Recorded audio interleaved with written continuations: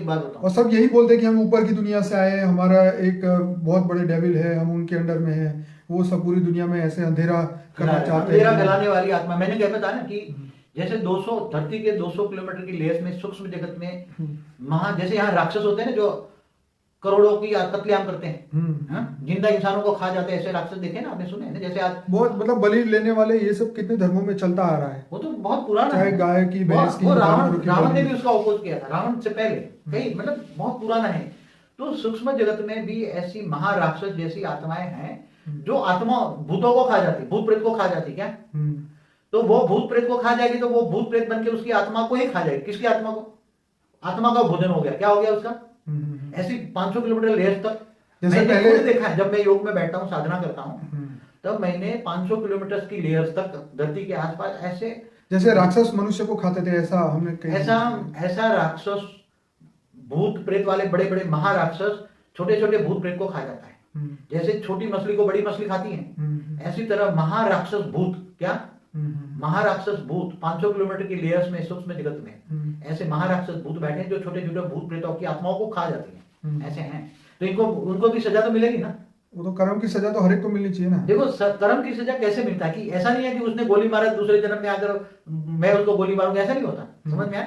आमने सामने का हिसाब किताब नहीं होता। ओके। मगर जब आत्मा विकर्म करती, कोई भी दोषपूर्ण कार्य करती है, तो उसके मन के अंदर आघात लगता है। क्या लगता है? अंदर तो मन तो कहता है ना, बुद्धि तो विवेक लेती है ना, मन के अंदर बुद्धि तो है ना।